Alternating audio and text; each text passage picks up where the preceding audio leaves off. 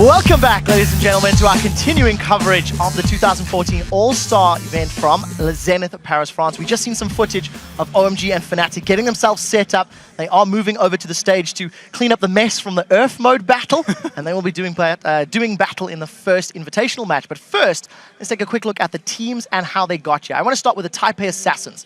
They've consistently been one of the best teams from the Southeast Asian region. They won the Season 2 World Championship, were unable to qualify for Season 3. And since then, however, some roster shakeups have gotten the team back on track with a win in their regional playoffs to qualify for All-Star and a 10-0 record coming into the All-Star event. Freak, what's your take on TPA?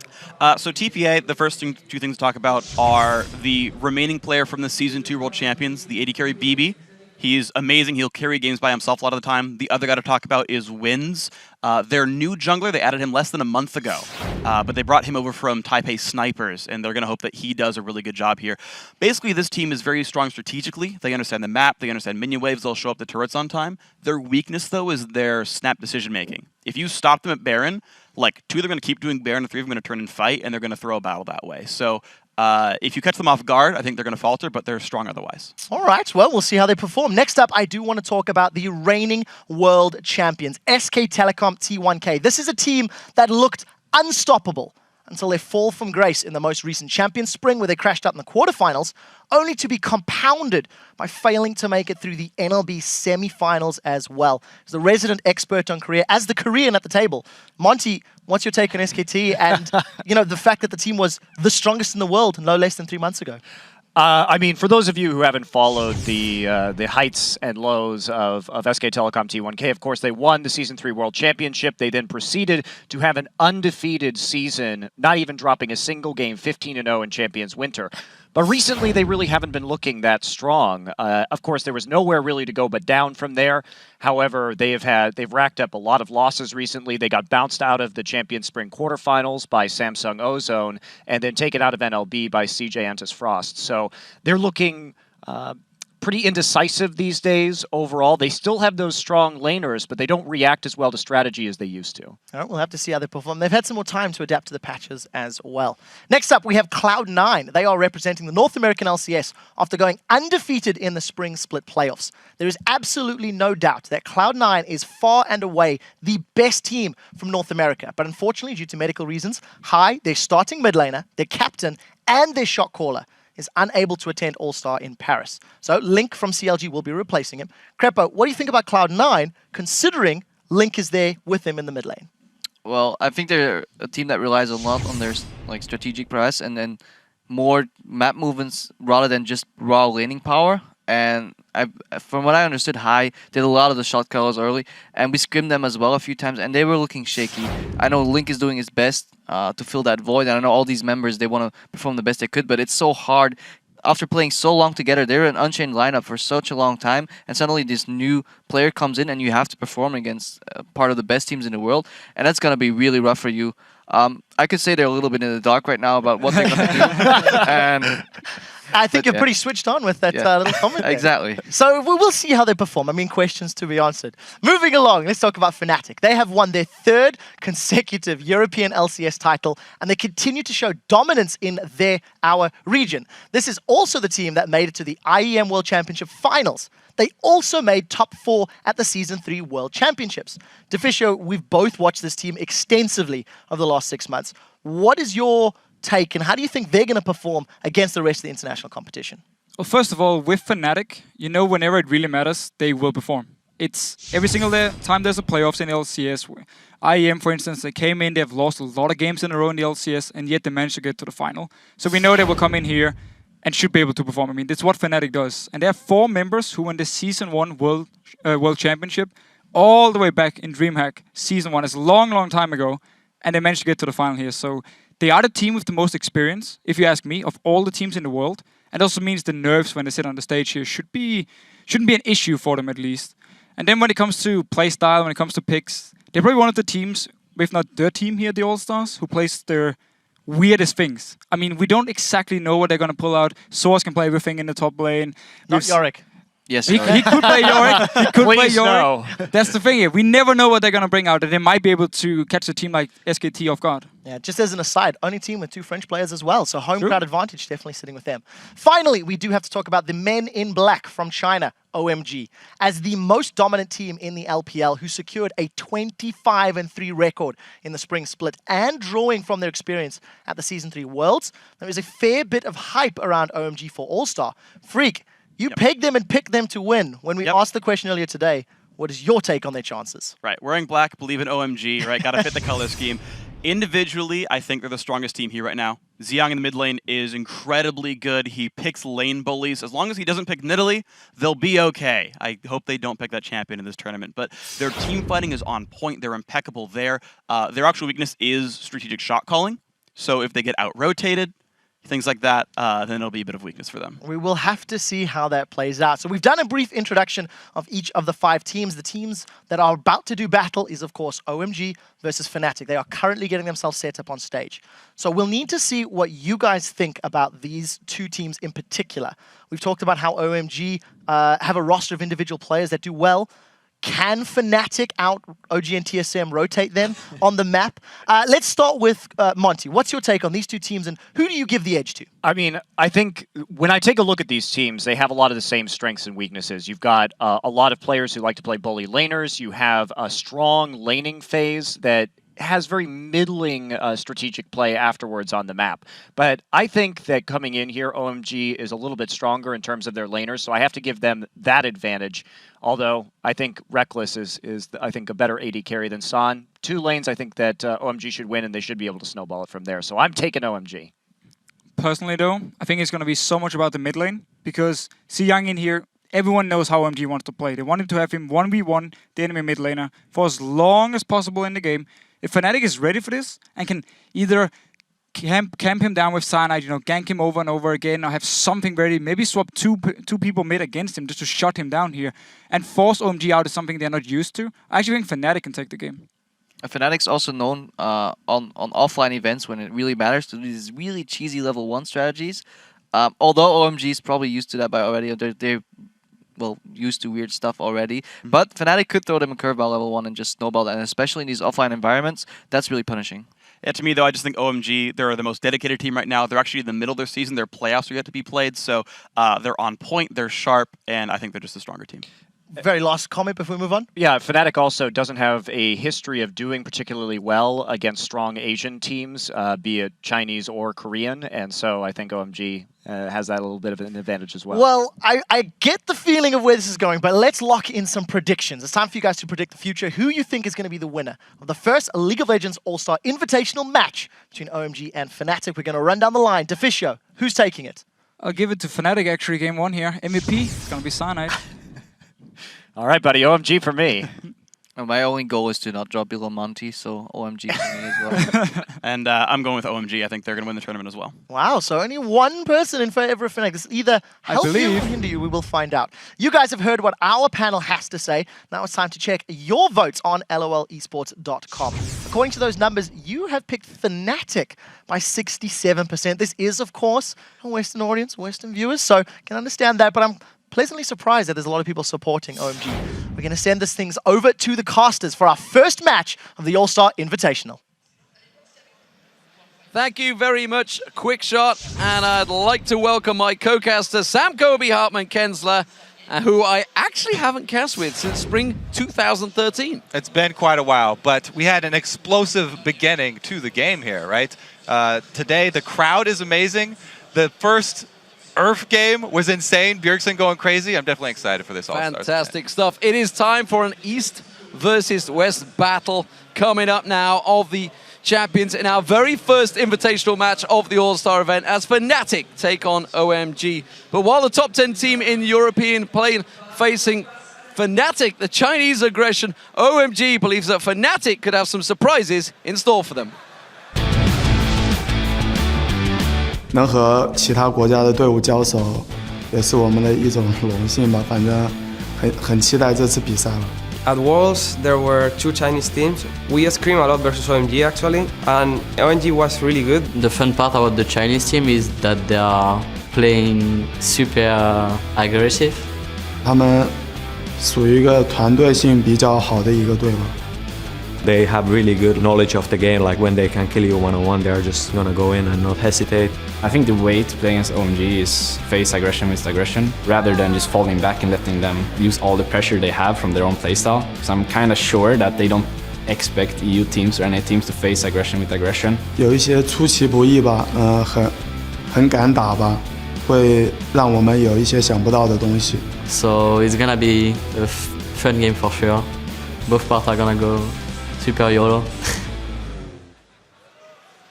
And it's going to be a great game to see, obviously, sOAZ in front of his home crowd along with YellOwStaR, both French nationals. So playing in front of their home crowd. Fnatic are by far the home favorites here, and I think this crowd is going to get even louder. Yeah, it will be fantastic. And OMG coming into this, you know, we heard the guys talking about it. 3 of them voted for OMG. No surprises, big favorites coming into this game. Yeah, I mean, OMG, there's a lot of hype around these Chinese teams, but nobody actually knows because their scene definitely stays consolidated within China, and there's always this wondering, how good are their rotations and how good is their vision control when they come up against other teams, because a lot of the other regions do pick and choose and they share a lot of strategies, but the Chinese are kind of isolated. Well, we'll see whether their translations work as well between them at the moment. Let's check out those starting lineups for this match. On the blue side, it is China's LPL champions, OMG. In the top lane, it is Gogoing, pomelo in that jungle, xiyang in the mid lane, San as the AD carry, and Alan as support. And on the red side, holding the title in the European LCS, it's Fnatic. Up top is sOAZ, in the jungle Cyanide, mid is xPeke, AD carry Rekkles, and supporting him, YellOwStaR. And before the players select their champions, let's talk a little about our featured matchup for this game. We'll be keeping a close eye on the mid lane, of course, that is xiyang versus xPeke. Do these players have any fundamental differences in their playstyles or their champions? Yes. So as xiyang, or as Deficio said, xiyang definitely plays to win his lane, especially in this meta of lane swapping where the junglers are revealed early on in the game. He can go for these bullying lane phases where he takes champions like Syndra and he tries to get a large CS lead on his opponent. He doesn't necessarily try and roam around or split up from the rest of his team. While everyone remembers xPeke's golden days of split pushing forever on Kha'Zix or Ahri with teleport, you know, with the changes to the meta, that's no longer really the case. With the downfall of assassins, he's been more playing Nidalee and champions like that, focusing very heavily on farming. So the regional difference may come into play here is probably Europe plays more Kale, but that's about it. So both of these players do excel in their positions. We know that. We've seen them dominating. You know, xiyang's got the most MVPs in China. Peke's pretty much done the same. Actually didn't get many MVPs though in Europe, but played it fantastically well.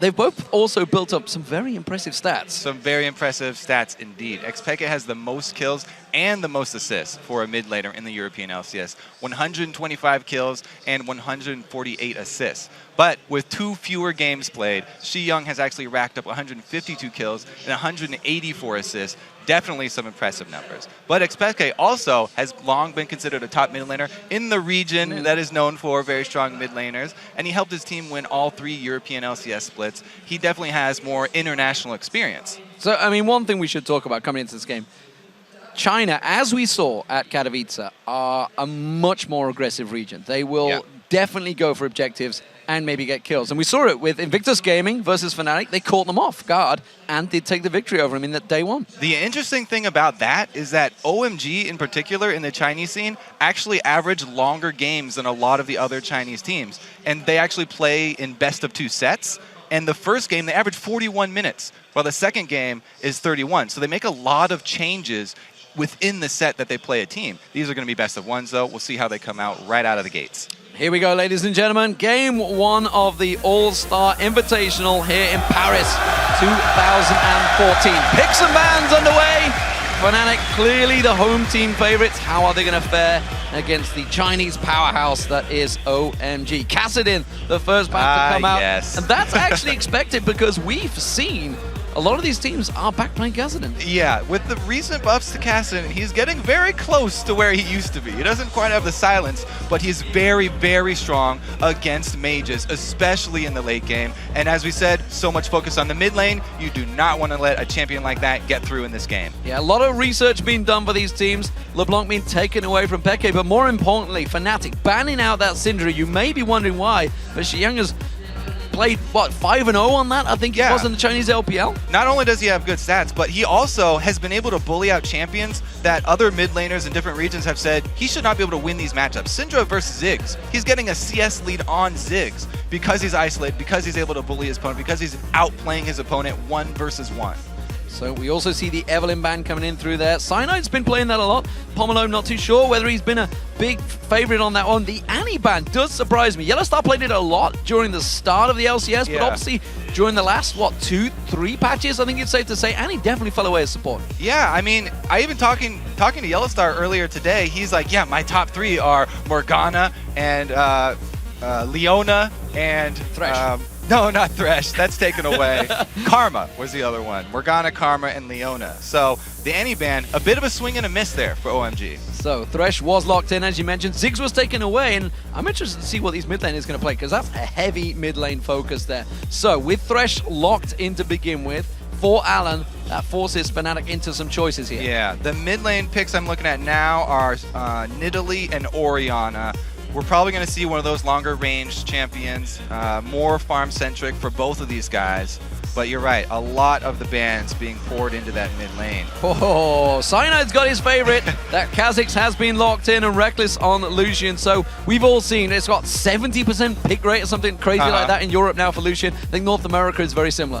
Lucian definitely one of the highest priority AD carries for the LCS teams. Not quite so with the Asian teams. You know, they favor a lot of these Twitch and Kog'Maw hard late game carries, less mobile, but Rekkles does not like that playstyle. He's a very big fan of Lucian. And the Kha'Zix, we're talking about regional differences.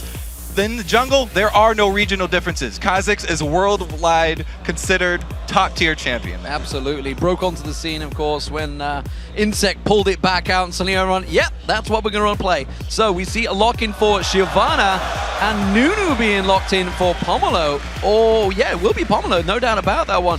I'm interested to see how this Shyvana's going to do. SOAZ had a great discussion with Shy the other day when we were at the All-Star dinner, talking about nothing counts as Lulu in the top lane. He was like, no, Shyvana does. Yeah, Shyvana, back and forth for like 5 minutes, and every time he's like, no, Shyvana.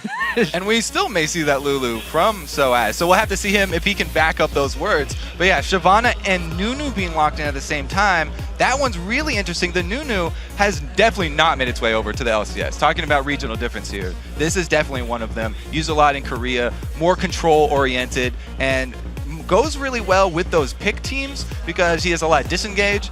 He also has a pretty big advantage in pushing down towers pretty quickly because the double blood boil, even early on, he can get a pretty good attack speed bonus for both people. So, double heal potentially coming out here. That will be Karma for YellOwStaR and Peke on his Nidalee in that mid lane, which has really risen to dominance across all regions. And this seems very similar to what Fnatic were using in the playoffs for the Spring Split. So they're very happy with these picks, very comfortable with them, and a lot of poke coming here for Fnatic. Locking in those two is definitely giving away the strategy they're going for with this team. I would love to see SOAZ's face the moment that Lulu got locked in for, I think that's going to be actually xiyang that's going to be playing that Lulu in the mid lane. San also picking up Jinx as the AD carry. Yeah, it's a great steal away, taking that Lulu away from SOAZ because that is one of the last pieces to this comp that they have been running over and over. And we do see the immobile AD carry, hard late game carry here from Jinx getting locked in as well. Going to work really well with Nunu. Early attack speed bonuses, so we will probably be looking at some early towers going down, probably some switches after an invade. Yeah, the 4-0, 3-0, we'll see how it works out for them with the Nunu in. They almost certainly will be following San at the opening of the game. So let's see what the final choice is. It's going to be for SOAZ. It's Irelia that has snuck through, actually really risen to prominence in Europe. Yeah, because of Senior Wicked. Definitely very happy with that champion. He's very close friends with SOAZ as well, and they share a lot of strategies. So giving some tips there for Irelia. Surprised though, no Jax pickup It's been really hotly contested Yeah. across a lot of regions. Very, very hard carry. Opting for the Irelia, a little bit more assassin base there with that champion. And Irelia has really started shining because attack speed runes have been a huge buff to her, and she's able to play sort of defensively in the beginning, play around with that low HP level so she can have a stun, and then turn it around on you so quickly that you do not expect it. So what do we see overall from these? A lot of heals, a lot of shields coming out from both teams. Right, it's two heavy damage dealers to go in with the Irelia and the Kha'Zix, backed up by the heals and the shields from Karma and Nidalee. They have the option of that late game poke. They're definitely going to want to spread out these team fights, and I'm very interested to see how the mid games goes, because after the turret's going down, the biggest criticism of the Chinese team from teams that have been scribbing them here is the vision control and the mid game objective control. One of the biggest problems, if you don't have the vision down, you can't make the right choices. We'll see how those rotations go, Kobe. Don't worry. Now that the players have decided on their champions, who do you think is going to win this one? Let us know by tweeting #OMG win or #FNC win to @LOLEsports. Make sure you get that @LOLEsports in there to get that vote through. Yeah, because I think we're going to be updating that too, so we get to see. Yeah, we will get to see live as the game as it plays goes. out. Is the word control there? I mean, OMG, it's fitting that they brand themselves as the forces of darkness, because a lot of the times their mini-map has been dark for a lot of the game. So here we go, ladies and gentlemen. The crowd are ready. Are you guys ready? The first game of the All-Star Invitational is underway here in Paris. OMG playing as the blue team up against Fnatic, the hometown favorites, as the red team. And you can hear the crowd. You can hear it. It looks like they are both going to look for invades on the same side of the map here. Maybe Fnatic will go with the late invade. They've already got that one ward down. Both supports starting with a single true ward as a defensive maneuver. Nothing dropped here from OMG yet, though. Just standing, trying to guard this upper side. But they are maybe coming straight into the bush. They're going to check this surely with a lantern. Will they? That's the question. Will they check it with the zap? They're going to be the hook instead. They can't Cyanide out. The damage doesn't really come down. Instead, it's pomelo. It's going to have to try and get away from this one. A fairly even trade between the two. The spears coming out from Peke, still not loaded up on that damage yet. And OMG is still pushing. Yeah, when those hooks land at the max range, it's only a really big deal if the team is right there to capitalize on it with damage. You can see Fnatic were standing far back in that bush. Pretty much everybody blind throws skill shots at that bush when they're coming in, so you know, don't stand in the tip of it. It's actually safer to stand out in the open than to stand in the tip of that bush. So, even trades. We saw a bunch of people back in from both teams. The ward was put down at red buff though, so they have that vision. That's what they wanted. Yeah, they're going to see what route Cyanide is taking, and it looks like they are going to do the lane swap. Jinx heading up top here with Thresh, so that will probably be early shoving with the Nunu. It's a very good combination, and even though the top turret does have the champion reduction damage, they've got so much attack speed, I think they'll be fine with it. Kha'Zix is actually one of the junglers that is not very good at pushing down early turrets. So the invade coming in, Fnatic on top of a ward, so they know that it's here. They know that they're going through it, and you can see the pings also in that top tri-bush, actually, on top of Alan and San. So they are going to have that 3-man up towards the top lane. You can see a double invade coming in as well from OMG. Yeah, the question here is, do you go for the two camp start after your buff and go for the very early second wave push and end up with a very fast pushing turret that's going to go down, or do they go for a little bit more experience and get double buffs? This time, it looks like OMG are going to look for the double buffs, whereas Fnatic are doing the 1 buff, 2 camps.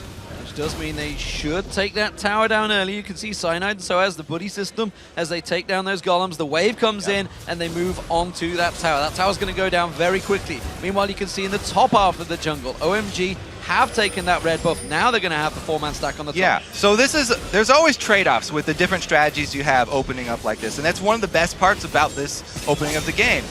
Even though Fnatic are getting the early turret shoved down, you give up a little bit of experience by going for that second wave very fast push. Wow, we actually have a recall here for Shyvana. Is he going to actually use the teleport up top, or is he going to try and stall out this bottom push? Pomelo's gone back as well. They're actually sticking around in that top lane. Meanwhile, Fnatic are pushing. Yeah. I'm not sure they can hold this. I mean, they don't have a lot of wave clear, those two. And it looks like Fnatic, if they want to stay, they can definitely have the upper hand here and gain some early gold advantage. Check out that mid lane. sOAZ is actually sneaking around the mid lane and towards the backside of xiyang, and she's going to see whether he can get around there. OMG have held off. xiyang, of course, going to be very speedy as Lulu, very easy to get away. And so the thing is, ganking for an early Nidalee, not usually going to be that really explosive. She doesn't have anything to set you up for a gank, and it would basically just have to be a very high damage spear that she can add to it. Lulu, extremely fast. Teleport coming in, sOAZ defending off successfully on the top wave. It only took half the damage, that turret, so they really didn't get too much of a dent on it. But you can see that OMG are putting a lot of emphasis on this Jinx, leaving her up here for solo experience. Alan actually waiting in the bush. He's not even trying to soak up the dual experience, and he's going to be recalling, leaving sOAZ level 2 to level 4. You can see Rekkles sticking around with Cyanide as well. Doesn't want to go down that way. Pushed heavily. Good death sentence landing on towards sOAZ along with that Flay, and Alan completely out of tower range. Very well played there. Deciding to cancel the recall and stick around. Good Flay rewarded with damage. Now the bottom wave is actually going to be pushing out very, very slowly for OMG.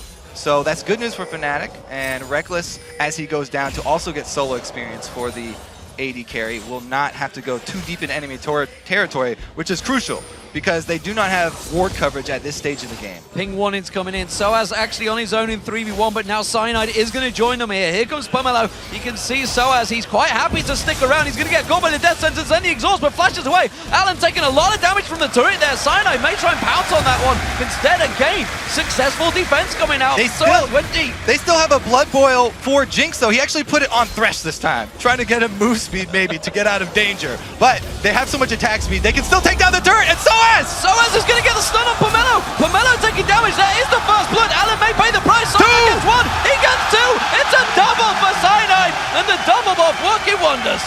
The OMG Chinese tower diving mentality is still there. Cyanide double buffs. What are you doing, Sai? Oh, he flashes the jumpers, but he doesn't quite get the unseen blood. He jumps on towards him, takes the tower damage, a little too much. Now he's going to try and turn it around. Has to back out, can't tower dive. He's still only level 5. Very risky tower dive from OMG. We talked about it in the early game because sOAZ was going to be able to use his low health to surprise people and get the stun. So Cyanide actually was able to help him out too. Another failed gank here for mid lane. Yeah, get a little excited, but it's just a Karma coming in from behind. And again, it's a Nidalee lane, so we're not going to have that explosive mid lane gank. It's a good start for Fnatic though in the opening game. It's all about nerves, really, settling those nerves, and when the crowd is so far behind you, I'm not too sure if they realize just how heavy you would behind them. It's 50-50 split for Ice and Fire, but that game's already passed, so we don't really worry about that one, because it is all about Fnatic right now in the lead over OMG. Yeah, the crowd is behind them, and they are also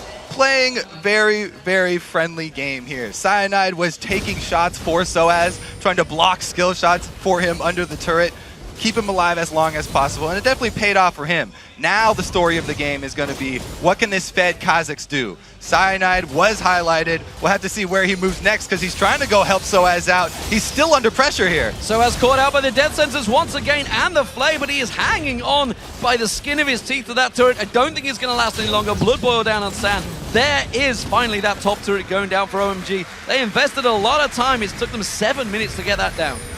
And it cost them a level 6 Kha'Zix here versus a level 4 Nunu. This is the big discrepancy. Fnatic need to work around a very fed jungler. Gogoing on that red buff, so he's going to be clearing that one out. We'll see whether he heads on down, of course. This is the top laner taking away that red buff because pomelo's looking at stealing away the red buff. Actually, they're jumping on Sand. He does take the lantern to get out of that one. A good gank attempt from Fnatic, though. Thank goodness they do have that Thresh to go with the immobile AD carry, because that would have been another kill for Cyanide, and he's already getting out of control. Early Lizard Elder completed increases his gold income so dramatically. Now we do see another fight over the red buff. They don't want to give up the second one, and since San took so much damage, they might actually want to fight this. We see coming up. He's swinging over. He's going to swing around. He's got those spears, remember, and he's up to level 7. They're going to start doing some damage. Hasn't got a great deal of ability power just yet, and it's a 4-man push on towards getting this red buff. They're really making sure they secure that for pomelo. He really needed that too. You could see he got level 5 off that. The levels of the buff carrying jungle camps update automatically, so you get bonus experience if you are under leveled. And that right there just got him a whole bunch catching up to Cyanide. You can see the crowd. Home favorites are also your guys' favorites watching at home. 77% of you. No surprises there, of course. Pretty much everyone watching is an LCS viewer, so they will go with the team they know. OMG, of course, the big Chinese favorites. That spear not going to quite land on Xiyang there. They are putting some pressure on this mid turret, though. They're working it down. Right, this was our featured matchup. There was so much action going up top lane that we haven't even been paying attention here. Pekka's been getting a couple of ganks, and the ganks are not going to cause Xiyang to worry about his life. However, they did relieve some pressure, and Nidalee actually being up in CS is ridiculous against Lulu because Lulu can shove her in early. Now that Pekka has hit that point, he's level 6. He's much more comfortable dealing with this Lulu in the mid lane. The wards go down and the crowd goes wild about it. Blue buff spawning, Cyanide's on it. Peke definitely wants this one, but you can see OMG investing a lot of time in this one, moving everybody around here. Alan actually caught between Peke though. I'm not too sure. Cyanide has a smite up and he can steal. Oh! That's going to be locked down, and that's actually pretty serious. Cyanide getting caught out there. Pomelo taking away both the red and the blue buff from Fnatic's jungle now. Like to see Nunu making use of the kit to counter jungle. A lot of times we've seen that falling off, but Pomelo is doing a great job, and they also are controlling the dragon after the blue steal. Because of the deep wards that they have, they see Fnatic back off, and they take another objective for themselves. And they were so confident that that was already secured. Gogoing teleported before they even took that dragon up to that top lane to prevent sOAZ from pushing on that tower. So OMG step themselves close to leading now in gold. It's very much even between the two, but of course, with that dragon down, you got to feel OMG starting to swing this game in their favor. They are. Fnatic still have the mobility advantage. They're definitely going to want to spread this one out, and they haven't really been able to use Cyanide. Even though he did get that fed, they were getting more counter jungled, and OMG want to take down the last outer turret so that they can actually continue the counter jungling. May well do it. That death sentence doesn't land, but the tower will go down. Fnatic trying to repel them here. You can see sOAZ and Rekkles were completely out of position. Rekkles, we should add, has got a giant farm lead over Sand right now. You can see it's nearly 30 CS there, but they've been off the side lanes. They've not been playing the objective game, which OMG have already moved into. Yeah, people were criticizing the Chinese scene for the lack of focus there, but OMG are showing up very big here. They've made the right move so far. Dragon plus the mid turret without an answer from Fnatic, and it's very hard for Fnatic to answer this as well because of the blue buff on Nidalee, or on Lulu. Such great wave clear from her. Yeah, and of course, Nidalee, as you mentioned earlier on, is not going to be a strong force early on. Has to sit back, farm. Although, watching the FLICKR game the other day for SK Telecom versus Samsung Ozone, FLICKR plays Nidalee a little bit different than anyone else. Gets in there in Cougar form. But at the moment, Fnatic are putting pressure on towards his mid-turret. They've got a good bit of damage on towards it. Xiyang taking some serious damage off the backside as well. Yeah, great poke landing onto him affords them a lot of turret damage. That 2 skill shots hitting, YellOwStaR and Peke both find home, and they're rewarded with the turret. So, Gogoing defending off that top lane. sOAZ going back to base, heading towards that Triforce early on Irelia. We've seen that many, many times before, so at least FLICKR will certainly be happy that the tons of damage will be done.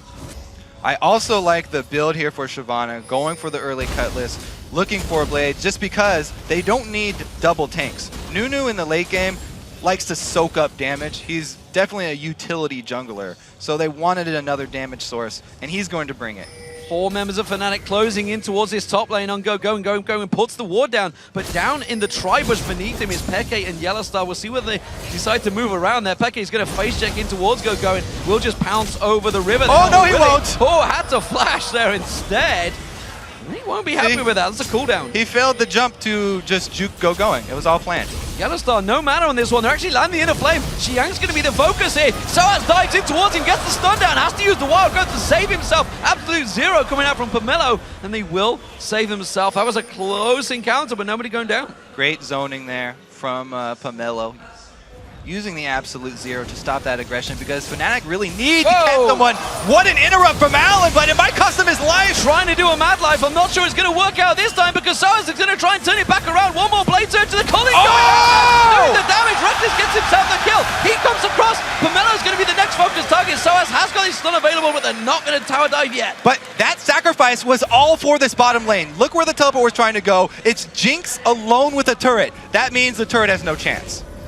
Well, sOAZ is back in, actually just out of the side of that ward, but as you mentioned, Sand will take take this tower down. So that's going to be 3-2 in favor of them, making sure the tower does all the damage to the minions before it goes down, making sure he secures that one. So, despite the kill advantage for Fnatic, it is advantage OMG so far in terms of gold and towers.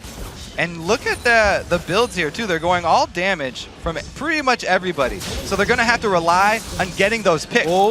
Uh-oh. sOAZ is going for the chase. He's going to flash the Chompers. He hasn't got another Blade Surge available. Instead, he's going to get caught out by the stun there. Will get slowed down. sOAZ trying to put the damage down, but the support, the teleport being called in, Gogoing cancels it out there, but it's enough to save San. So he gets a half teleport for his flash cooldown.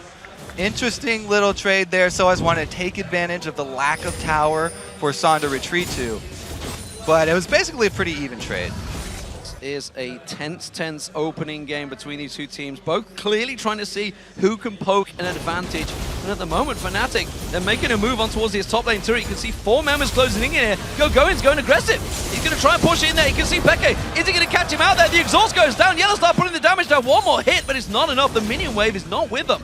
Goes aggressive at the wrong time, but doesn't really pay for it. They get the exhaust out of Peke. Yes, they are going to have to give up this turret, but that's because Fnatic commit 4 members up to this top side. So many resources up top side means that OMG can answer by shoving up mid.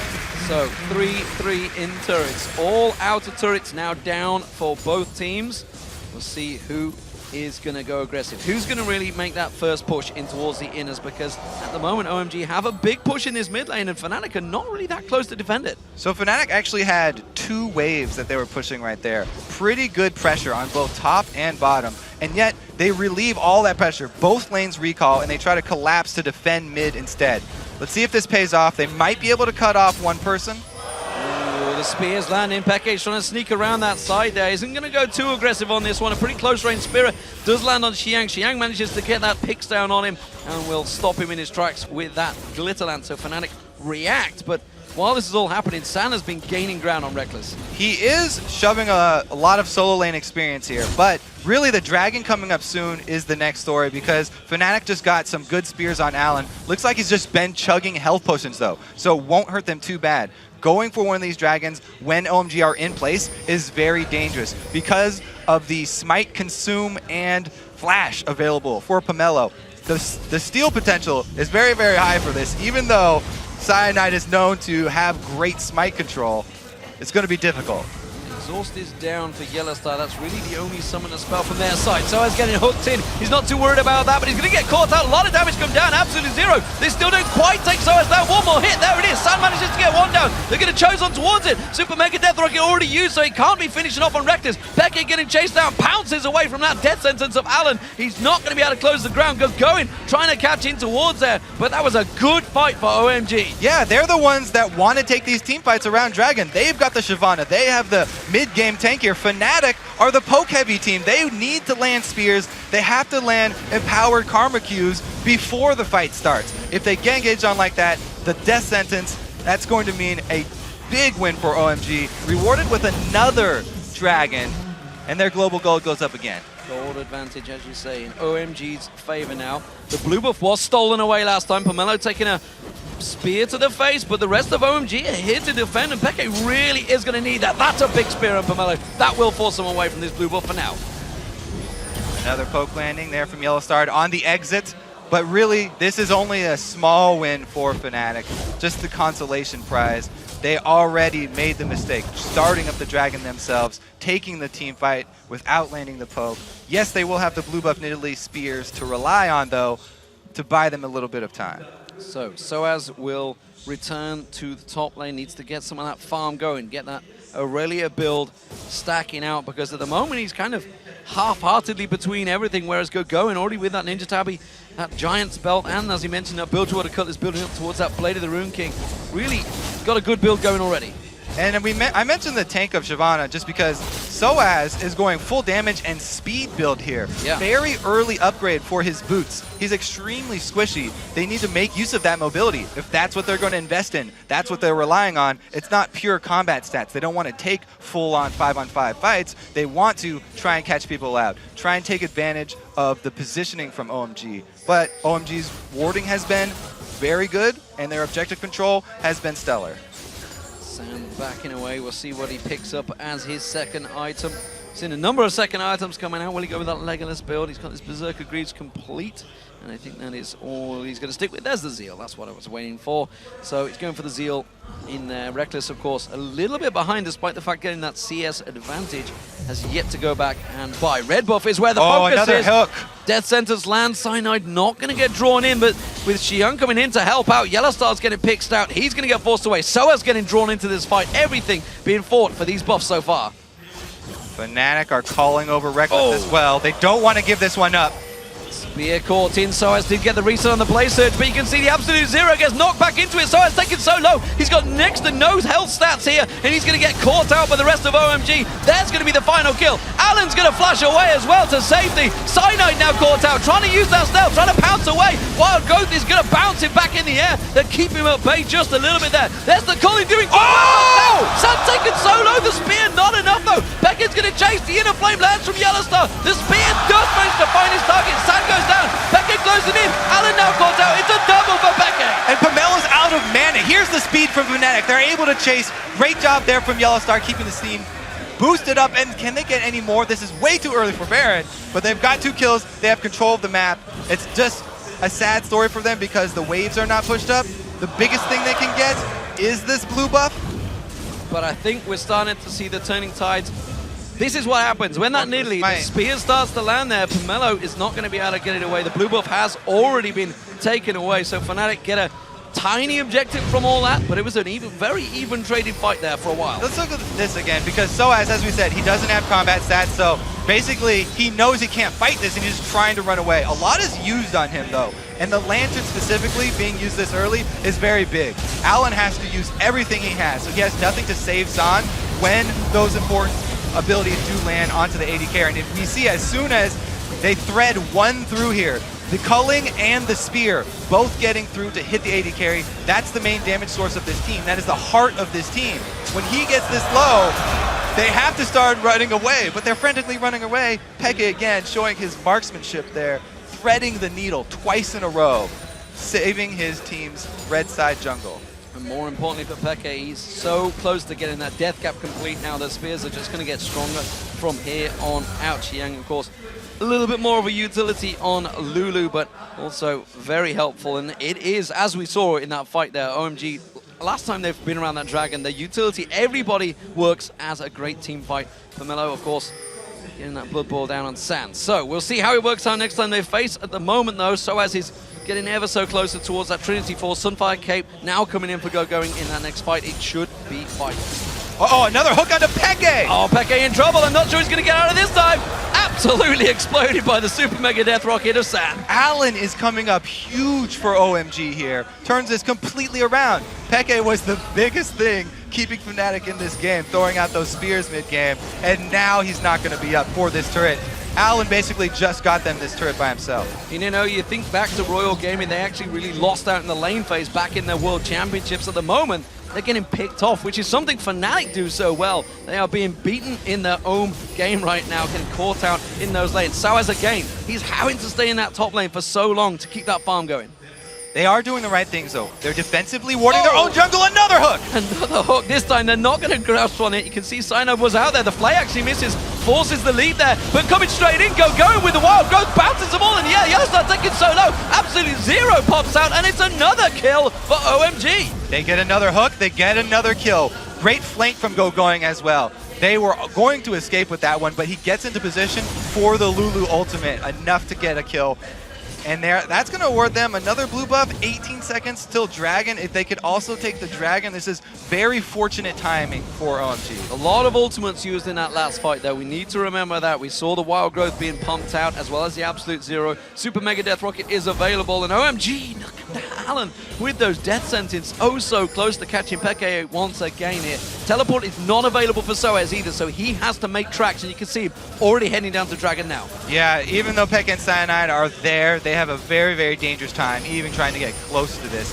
Should probably just back off. They can't risk another one of these hooks turning into an extra kill. It's a big dragon. It's gone down already. The hook again. YellOwStaR caught out. No teleport, no flash this time around. He's going to get caught out. It's another super mega death rocket finish from Sam. I mean, you gotta reward Alan there. He almost died for that one, and he's getting hook after hook after hook. Complete control here from OMG now. Definitely showing that Thresh needs to be a ban potentially against him in future games. Of course, this is the opening game, so this is where everybody else will be watching because everybody plays everybody in this matchup. It is a full round robin.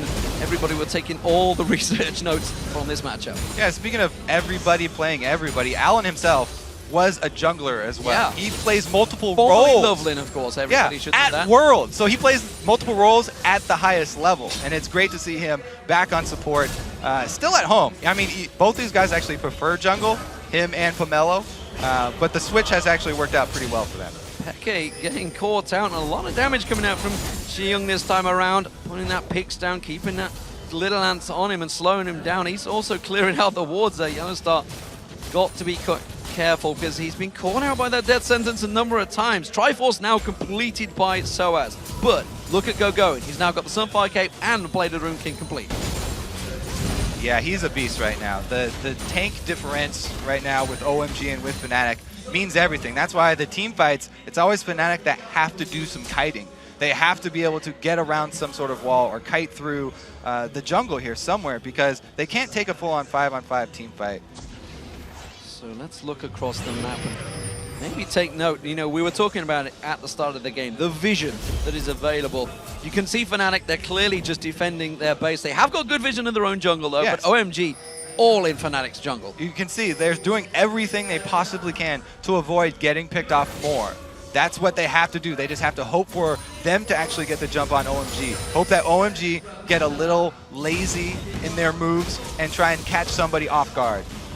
Well, the red buff is again going to be the focus target. OMG making sure they starve every little resource from Fnatic. Cyanide not having anything. 4 versus 5! He gets pulled in there. You can see Alan, the death sentence flung out once again, and Cyanide gets hooked in. Flashes out, but it's not going to help out. That stealth is only going to last so long, and it's another kill for OMG. There's Fnatic, they cannot contest these, especially when they have the numbers going against them. FLICKR was all the way down bottom lane farming with Nidalee. There's no way that Cyanide can get anything in this red side jungle. The best he could hope for would be a Smite Steal to get away his own red buff, but they're just continuing to give away more kills. FLICKR bouncing just at the right time there. The Inner Flame also stopping Alan, but if that would have been YellOwStaR taking that step closer, it would have been problems. Alan does eat a spear from FLICKR, but they're just trying to bait them in towards that Baron.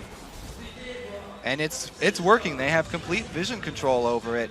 Fnatic, however, you could see how trepid they were around that bush. FLICKR, though, this time he gets caught again. Alan follows through, throws out the lance, and sand drawn in there. FLICKR doesn't have the flash available to him. He got caught on the wall, and the mid laner is down. That's going to be Baron.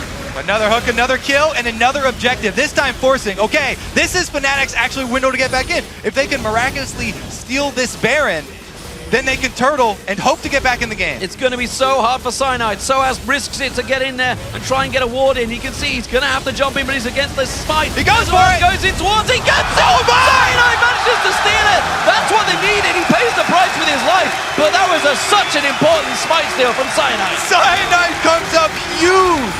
No flash, so he has to use his jump to get in. There's no coming out. He knew this was a one-way ticket into the Baron pit, but it was successful. He got the Baron, and now is their time for stalling. They closed a little bit of the gold lead, and they also can rely on Nidalee Spears. If they defend, let the home team have their time. But yes, if they can defend, they can buy more time. They need to just play one team fight really well without having somebody get caught out early. I mean, they have the capabilities to split up, to kite this team. They just haven't been able to do it because somebody is always getting hooked right at the beginning. They don't have the guy that can go in and just take the damage in the first place. Sometimes it's Cyanide, but again, YellOwStaR getting caught out. The spear does come out from FLICKR, catching Pomelo, but it gets gained. OMG, all about objective control, coming in, starving the resources, and it's the blue buff again they're coming on for. Pomelo taking yet more damage this time around. He will steal the blue buff again from FLICKR. Pretty big win for them. Even though Fnatic have the purple buff, blue buff is still crucial to their style. They need that on FLICKR. However, in the late game, it's not quite as big of a deal. He does have the Athenes to rely on, and it is going to be a bit slower of mid-game right now because they're just trying to catch up in gold. Well, we could talk about San because he's at 5-1-2 now, right now. That Super Mega Death Rocket being used to execute every single time somebody gets caught out. And Alan generally being the lead man, building towards that face of the mountain. And if you're going to play Jinx, this is the type of team that you want to play Jinx in because your front line has the advantage. You're constantly making Fnatic retreat and run away from you, so Jinx doesn't have to worry about getting dove. He's not in any pressure from sOAZ, from Cyanide, who are the ones who are going to be trying to dive in on him. He's always on the offensive here. And even if he does get a little bit too far forward, he's always got Alan to rely on for the Thresh Lantern. With the Dragon up in 12 seconds, Fnatic are trying to get themselves in position. We saw sOAZ considered backing off there, but he sees Gogoing here. He's going to stick around, see if he can shove the wave a little bit longer. Dragon is now up, and Fnatic actually in position to try and start this one. Gogoing does have his teleport though, so this is very dangerous. There are deep wards. He could teleport behind and flank them. He's going to see whether he comes in. There he is. He's coming in towards the bush just off the side. Does not get in. That you can see the Dragon taken solo. Cyanide tries to get in. Can't smite it out this time. Gogoing pounces on towards him. Cyanide advances this fight, but the rest of his team are peeling off there. They're trying to poke the Culling coming out. This is a good time. The execute from San lands. Rekkles gets pinned down by Xiyang, and the rest of Fnatic, they have to back away again. Peke's in middle ground. Where's he going to get caught out? He's behind enemy lines. Will San check out that bush? Yes, he will. Peke's made a miraculous escape before, but look at that damage from San. He's trying to pounce. He's got the help from YellOwStaR. sOAZ comes around there. They do manage to land the inner flame, and now pomelo might be focused in the target. No, he's going to get away. Fnatic have to back away. The rest of OMG are responding. Talked about how offensively San's playing, but it looks like Fnatic are not out of the woods. Lulu coming down from top as well. They're going to try and cut him. Gogoing comes around the side. YellOwStaR slowed down. Here comes xiyang. Will manage to catch on. YellOwStaR taken so low. He's going to be the one to drop. sOAZ is next. That's going to be a second for San again on a killing spree here. One more shot. He's just massacring Fnatic right now. 8-1-4 for the AD carry. Another amazing collapse from OMG. They let Fnatic start up the Dragon, and they rely on the deep ward teleporting in there, Gogoing, coming in and cutting off the entire team, and then we get to see more aggressive play for San. He got the kill with the Super Mega Death Rocket, and once he got excited, he then flashes over the wall for another kill. With the armor and the shields, you see Gogoing happily tanking out that turret. That's going to be one inhib going down as well. And OMG, well, will they stick around to push at the moment? Fnatic are just about respawning. They're going to play it safe for now, but that is Fnatic's base wide open. So this is the hide and go seek here from Peke. He waits in long enough for the rest of his team to come down, so he will escape for a little bit. But Fnatic trying to aggress on these two members is a little bit too much. They do see Gogoing, so they see Shyvana. At this point, they're trying to retreat, but they also do not have wards deep enough to see Lulu cutting them off. And that's really going to be the end of the story for them, because Lulu coming in with the ultimate is enough CC, and it actually costs Fnatic 2 more members of their lives to get Peke out of there. And he doesn't even get out. Yeah, the get excite comes out for San, speeds in through there. And now he is an absolute beast. Phantom Dance, Infinity Edge, and Bloodthirst are all completed. Doesn't need to go for the armor really, the last Whisper yet, because there's no armor really built up. Finally, we're starting to see Cyanide and sOAZ stacking out some of that armor. They're starting to build some of those items, but it's a little bit too late at 32 minutes. Yeah, we're seeing why. Fnatic, they built all offensively. If this team gets behind, it's very hard for them to come back, because their 2 frontliners, sOAZ and Cyanide, looking to dive in, build very offensively early, and they rely on poke. So they don't have a lot of really good hard engage. They can't take those team fights. Once this OMG team does get the early lead, it's just been too hard for Fnatic to get back into it, giving away way too many picks. So 10,000 gold lead almost built up now for OMG. The Baron up in just a minute time, but not really being the focus by OMG. They are all about the objectives. You can see now they have those 6 turrets down. The super minions will be pushing that bottom wave. And the mid lane now seems to be the focus for Gogoing, at least as the rest of the team gather to once again steal that blue buff away from Fnatic. All right, they're going to go aggressive here on Gogoing, but he's the main tank, as we talked about. He got a good start, and he's never looked back. After the early Cutlass went into some tank stats, and he's even been able to finish his Blade of the Ruined King. So even though Rekkles on Lucian, more mobile than Jinx, has a ridiculously hard time of staying alive. Fnatic are grouping, they're keeping defensive formation in this middle. This is where they suspect the pressure's going to come in from OMG.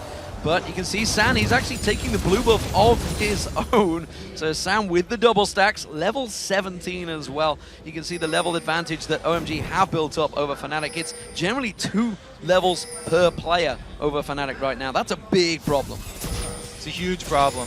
They cannot, again, get through the zoning of a full tank Nunu and this beastly Shyvana with how far sOAZ and Cyanide are behind.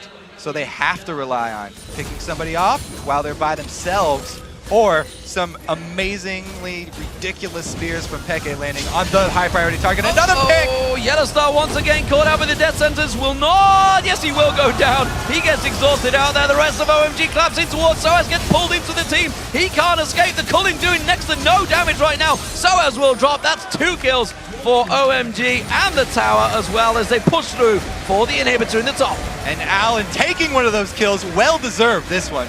Ridiculous death sentences all game long. Second inhibitor gonna go down. This might even be the end of the game. I mean, you gotta say 100% kill participation from Allen so far. 16 kills in the entire game, a 1-3-15 result. Allen has really stepped it up as the support. Because he's the one getting all the catches. He's starting off all of these fights. Fantastic performance. OMG back off again. Second inhibitor is now down. Baron is up as everybody passes over that wall. This is the catch once again. All right, YellOwStaR had his speed boost, but he was just walking back and forth in the bush. And another good hook, another good kill. Actually, they flashed over even further, hooking sOAZ through the box so they secure not 1, but 2 there for Allen. And there goes the Baron. OMG in full control right now of Fnatic. They have shown up to be the dominant force we expected them to be. They really have absolutely stamped their authority on the Chinese LPL, and they're showing right now why. There were some bright spots for Fnatic, though. We had the spears from xPeke in the red side to get them back into the game, landing 2 crucial spears directly onto San through the entire enemy team.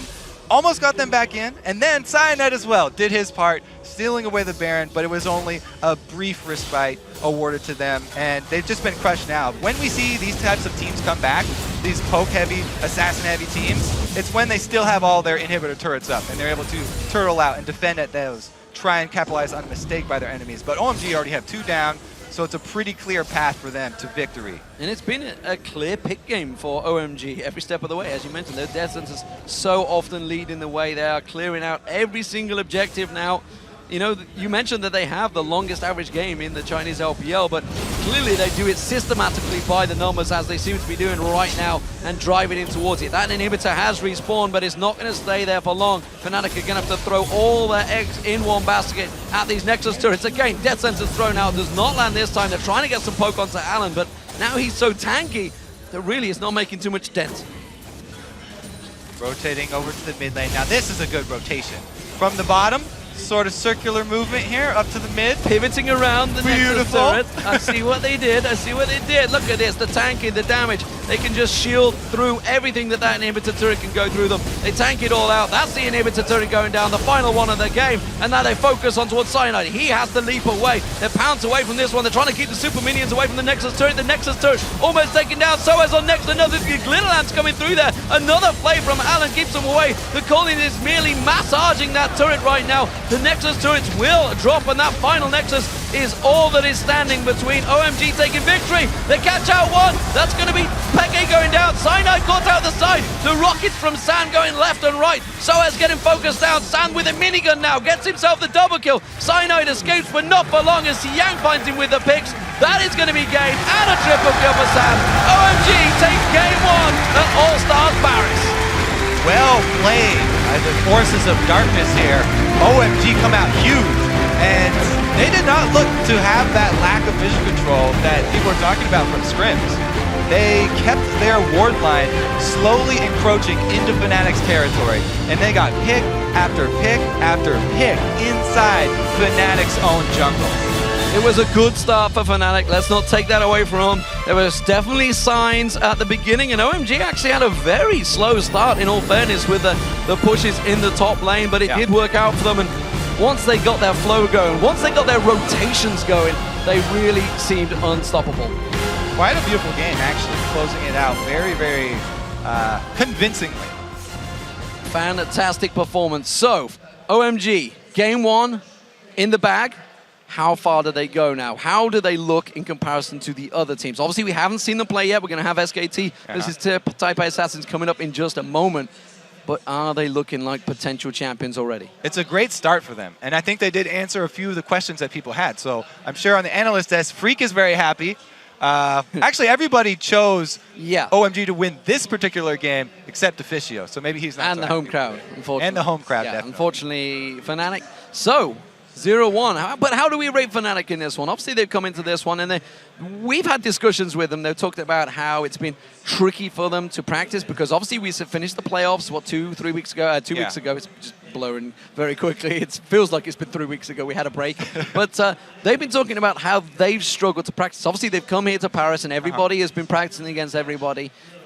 How do we see it for them? Because we saw the picks when they came out, and they actually are very similar, like you said, to the playoffs, the champions they chose. I mean, this is kind of the strategy that they've already been showing. So if you are researching Fnatic, this is what you would expect coming into the game. So they could prepare themselves against this type of strategy. It looked like Fnatic were kind of thrown off, too, by the way that game started, because OMG did such a weird start up top, and they were so slow with it. Sending sOAZ up there and Cyanide up there, it was, you know, a little helter-skelter, and they barely came out ahead in that turret dive. So I don't know about Fnatic. They're always a wild card, though. Even if they start out poor in a tournament, they could still come back and make it all the way to the final. Well, you just need to look at the Worlds and Katowice. They lost to Vulcan in Game 1 in the World Finals back in October, September time. And in Katowice, they lost to IG in the first game and then came back to get to the final and become runners-up. So let's not read too much into the first game of a round-robin tournament, but it is a very good start nonetheless for OMG. Looking solid, and talking about Xiyang, Xiyang obviously was MVP before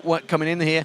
3-0-12 in this one, going in the top lane, 4-0-13. These are incredible stats, and we've talked about Alan pretty much all game, but we didn't talk about San alongside him too much other than when he was picking up the double kills. 11-1-6 for San. It's because he's the workhorse of this team. He's the Jinx that's in back. Everyone else is making the aggressive moves, and he's the one putting out most of the damage for the team. So even though he's not on the front lines making the flashy plays, except down maybe by a Dragon, he was really the backbone of the team. And he did his job really well. And we should look at the jungle. Pomelo, of course, on the Nunu, actually went 1-1-17 as well. So he was involved in, what, 90% of the kills. Now, Nunus haven't been that successful every time we see them coming out. Of course, we've been seeing SK Telecom running it a number of times over in OGN. But Europe and North America don't really go with Nunu too much. I liked it in this one, not only for the counter jungling that he was able to pull off, but also because Fnatic have these squishy champions that are looking to dive in onto the Jinx, who's immobile. They've got a Kha'Zix and they've got an Irelia. It's so hard. It's the most frustrating thing to try and dive through a Nunu in one of these team fighting competitions. And it worked out really well for them. They were never able to get to San. He was never under pressure until Peke had some miracle spears that he was threading through everybody. That was the only time they were able to kill San. That was the one and only team ramp. So looking back towards those Dragon fights, were Fnatic wrong to try and go for them? Clearly, so OMG maybe had the a big first advantage. one. Yeah, maybe the first one, it was a little bit iffy to start that one up. And then they got engaged on while they were not able to land any pokes. So obviously they're going to lose that one. Well, it is now time to check in with Shox, who is standing by with YellOwStaR from Fnatic for more about that match.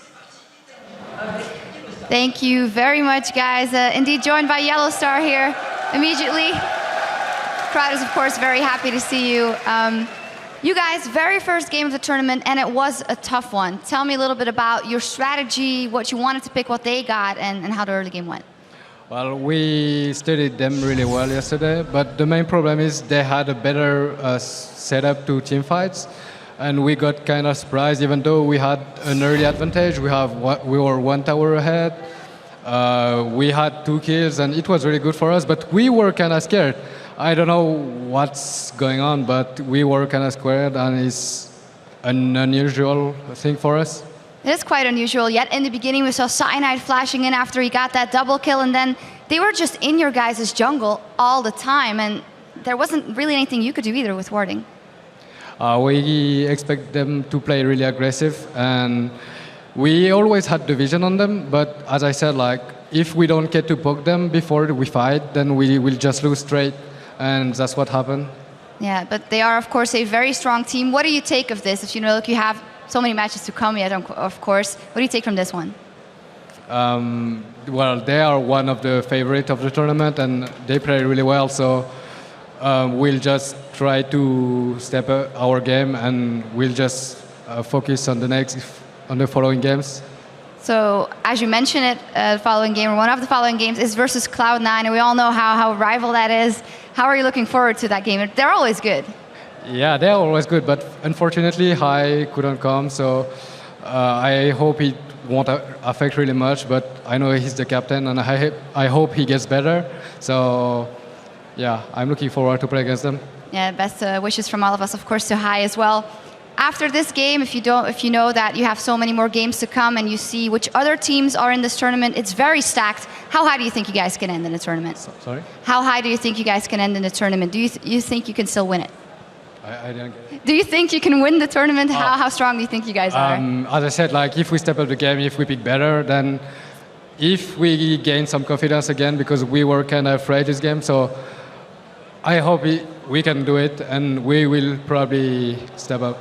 Okay, YellOwStaR, of course, I'm going to give you the chance to talk to the guys here. Est-ce que vous avez quelque chose à dire aux gens ici?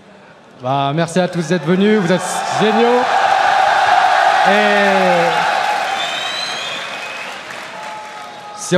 si on gagne, la victoire ne sera pas que pour nous, mais aussi pour vous, parce que vous êtes juste géniaux et merci.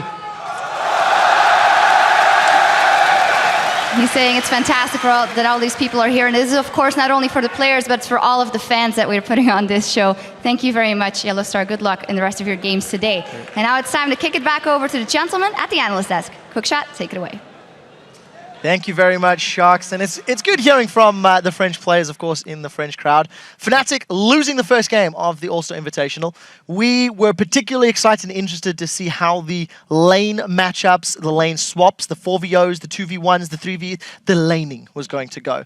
Let's start this one with Monty. Talk to me about the lane swaps, the early game. How do you think it went for both of the teams involved? Well, we did see something that was pretty common in the West right there, which was a two-wave push coming in from Fnatic. And really by two-wave push, I mean they push on the second wave after taking a single buff instead of going for both buffs and then pushing on the third wave, which is a cannon minion wave. So that combined with the fact that Fnatic had the bottom side of the map for their 2v1 meant that they were able to push down the tower very quickly, whereas the tower went down about 7 minutes up top for OMG. So they had that initial advantage. And I know Karpo was talking about, while we were sitting here on the desk, something that he noticed as well as part of that lane swap process in terms of the defense from OMG. Yeah, first I want to point out, I feel like Fnatic had the better strategy. I'm a really big fan of the 4v0 push, because at the moment Fnatic hit this tier 2 tower, OMG was still at the top, sieging that tier 1 tower, and they were unsure, and they want to take it slow, because they're used to go 1 tower for 1 trade in China, and then just bounce the way back up that first tower. If Fnatic, in my opinion, decided to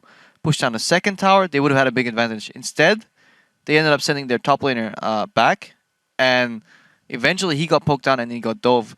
And that's actually another mistake that happened, but then on OMG side, and I think we even have a replay of that, so if you can get that on your screen real quick.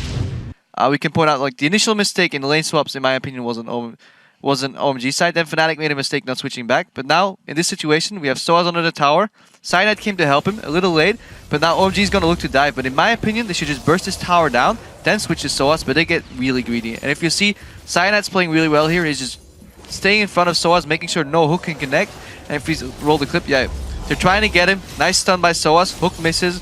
Alan goes in, they did get the first blood, but then you feed Kha'Zix 2 kills for free. And this is where I really feel like OMG dropped the ball. Imagine if they did not do this and they just played solid, they would have won the game flat out. Well, they did win the game flat out, luckily. Flatter outer. Flat outerer, flat outerer. As the game progressed, Freak, talk to me about what your opinion was on OMG, because in my mind, they were playing very aggressive. They had a lot of rotations around the map, regardless of whether they were ahead or behind on gold. What was your take on their performance? So OMG played the way I think we expect OMG to play. They don't as much focus on turrets as they focus on ways to fight their opponents, right? They came with a team fight composition.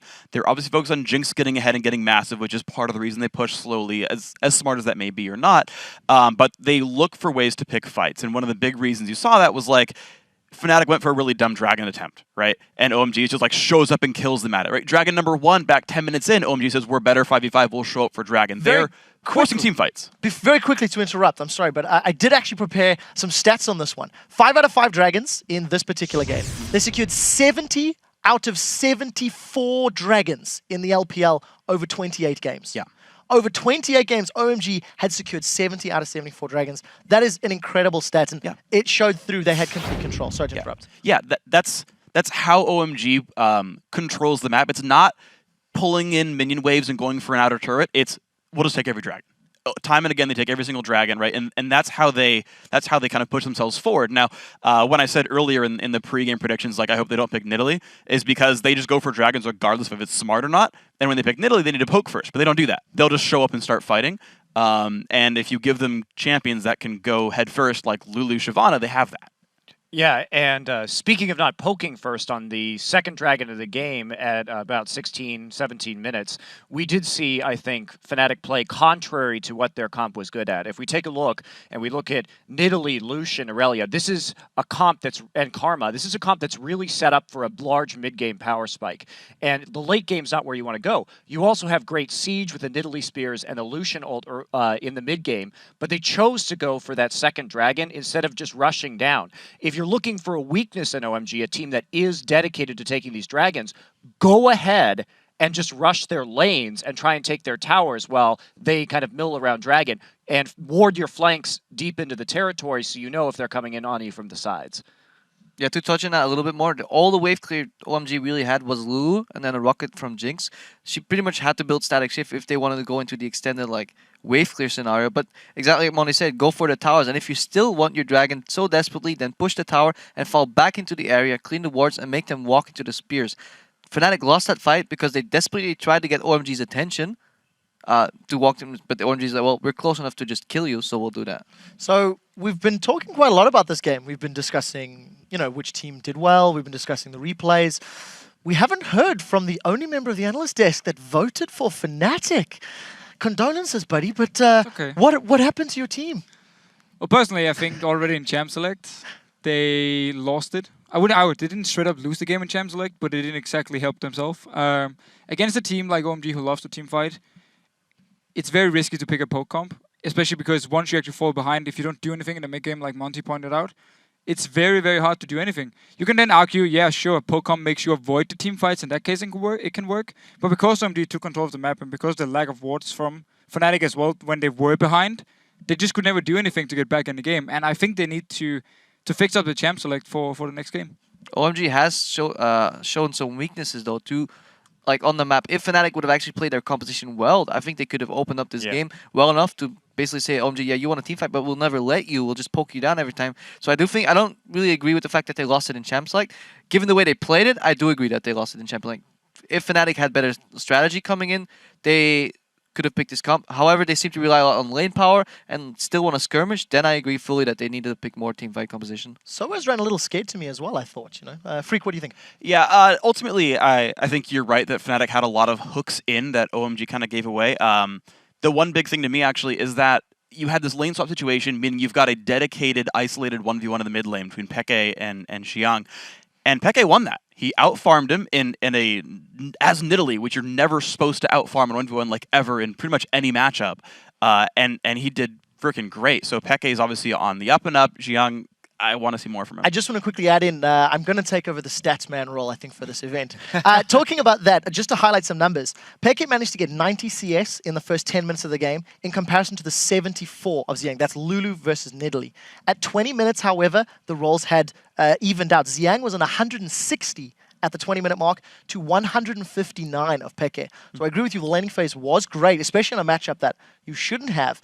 But again, once Fnatic lost control, they really lost a grasp of this entire match.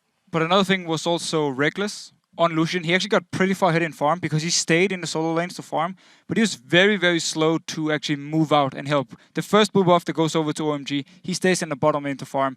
Next time again, OMG pushes the mid tower. Rekkles once again stays in the bottom lane, comes in way too late, and the tower is already gone. So while FLICKR did very well, Rekkles got a lot of farm, but then he didn't use it to anything. Well, very quickly, Monty. Yeah, it's just, again, missing that timing window. And also we saw that with sOAZ's itemization. Very late Trinity Force on a lane swap to Irelia, and so that really didn't help out his situation too. Was unable to make the plays to set up the sieges. So as a final note, Officio, what does Fnatic need to do to bounce back from this? Is it in-game decision-making, or do you think it's picks and bans? Well, again, Crab had a very good point beforehand. The comp could have worked for them. So in that case, it would be the in-game decisions, saying, we got a lead now, we won out on the lane swap, what do we do now? The fast decisions were a little bit off for them, and OMG just took full advantage, and once they got a hit, they never gave Fnatic a chance. We'll see if they do make that work for us. It is time for a quick break, and when we return, it'll be time for Game 2 of the Invitational between the Taipei Assassins and SK Telecom T1K. As we head out, fans are enjoying the All-Star event in different ways and at diverse venues, as are LCS pros like Cloud9's Hai. As you can see here, Hai, we wish you a speedy recovery, get well soon. Let us know how you're watching All-Star Paris by tweeting your picks to @LOL Esports and use the hashtag All-Star. As you can see, TPA and SKT are watching these games in preparation for their match, and we'll be back with that face-off when we return in 3.5 minutes.